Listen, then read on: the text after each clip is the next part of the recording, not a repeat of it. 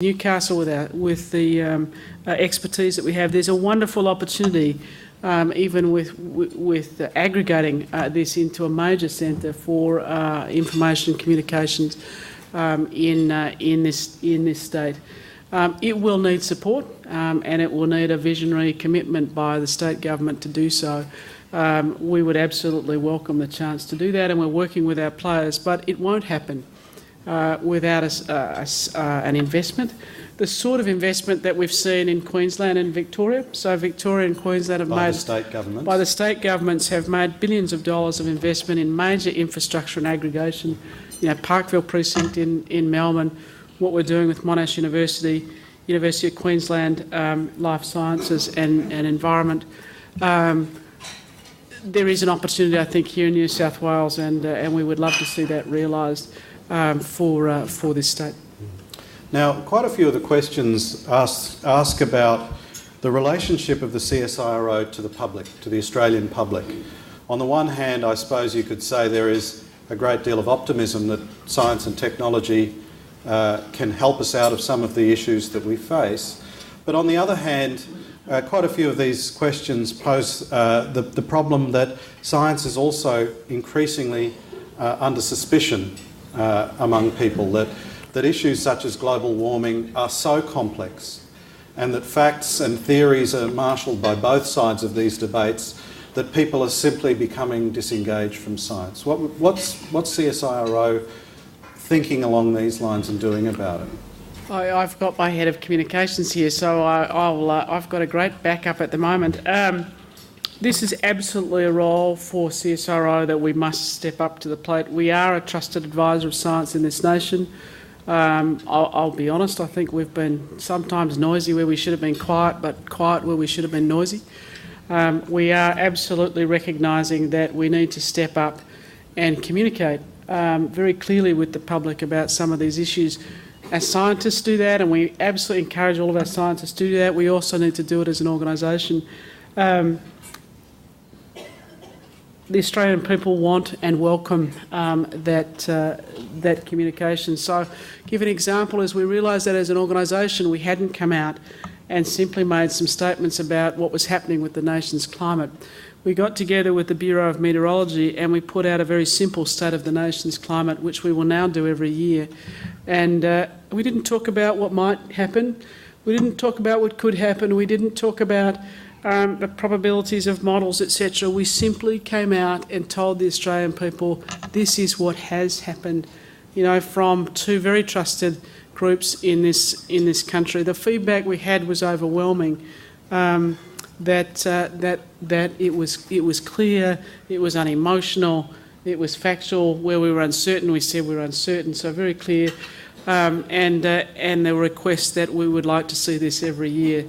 The biggest requirement, interestingly enough, or the biggest request was we didn't talk about the frequency and intensity of storms, and there's a lot of requirement for that. So it is something that we certainly want to do more of. The nation wants us to do more of, but it needs to be absolutely and deeply bedded in our foundation value, which is the integrity of our excellent science, and we cannot ever compromise that. It must be, the public must know and be able to see that deep integrity, know that our science is peer-reviewed, have it transparent, etc. So we absolutely hold that value true, and we must hold that as our north point, if you like, of our compass, and step up to being a trusted advisor. We know, because we've talked to we've talked to the nation to understand we are the most trusted brand in the nation on science. The Cancer Council, I think, comes after us, and over 70 to 80% of the population recognise our brand and want to hear from us. So it's a responsibility that we take very, very seriously. Now, there's quite a few questions here about this country's energy future.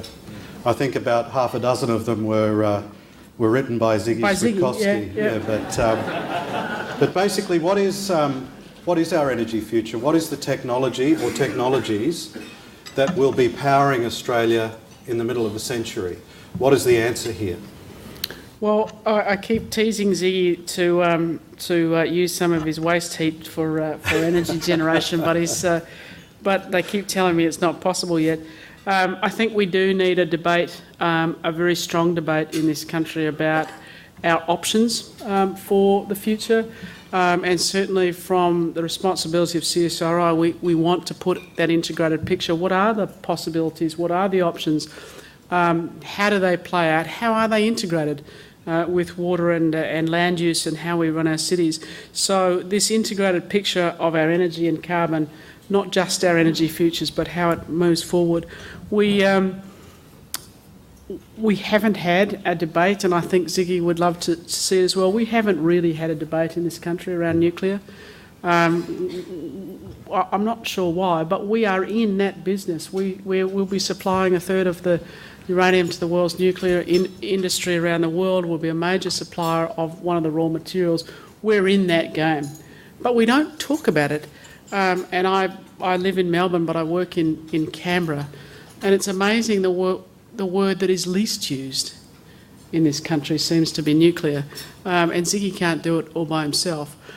So we do need to have, I think, a debate, and I think a group like Lowy can stimulate those kind of debates. Our responsibility is to make sure the information on the options are clearly defined. The renewable side, we're working on many of the technologies, the solar side, capturing solar for new fuels. We're doing a lot of work on low intensity photovoltaics as well. So we're working on many of the technologies. Smart grids, of course, fantastic opportunity. We've now got the new smart grid consortia in this country that will see Newcastle as a test bed for that. And we already have a fully operating smart grid lab in Newcastle where the power companies can come and actually see how we put renewable energy back into the grid. And it's functional. We actually, it's a fully functional smart grid facility and laboratory at the same time. Those are the things we really need to be good at. I think the other, we focus on the new technologies, but when you look at the real issue facing our energy infrastructure, it's going to require, just forget about carbon, forget about the price of carbon, forget about the futures, just the massive capital investment required in our energy infrastructure just to keep it viable is one of the big elephants in the room that also needs to be talked about. So it's a very complex issue, both investing in capital, the new technologies, integrating them in, and having a debate about some of the other options, I think, is needed. You haven't mentioned in your reply carbon sequestration, capture and sequestration. Is that part of the answer here? Is it technologically viable? Well, as I mentioned, Gorgon will be one of the best storage experiments that we have, innovations going on in the world. So we'll see a lot of progress on the technology for storage. There's no question that we need to have technology for capture. Personally, I would like to see, once you've captured it, if you can find any way of using the CO2 that is better than pumping it into the ground, then that will win. So we've already got our scientists looking at ways of using the CO2 in Germany, for example. They're looking at underground storage of compressed gas as if you like, a storage mechanism for renewable. So you sort of compress it, and then itself you've now stored it. Stored some energy there and you can use it. So things, any way that we can use it, the issue that trips you up is volume. You know, that we're talking huge volumes of CO2 and that trips you up over and over again.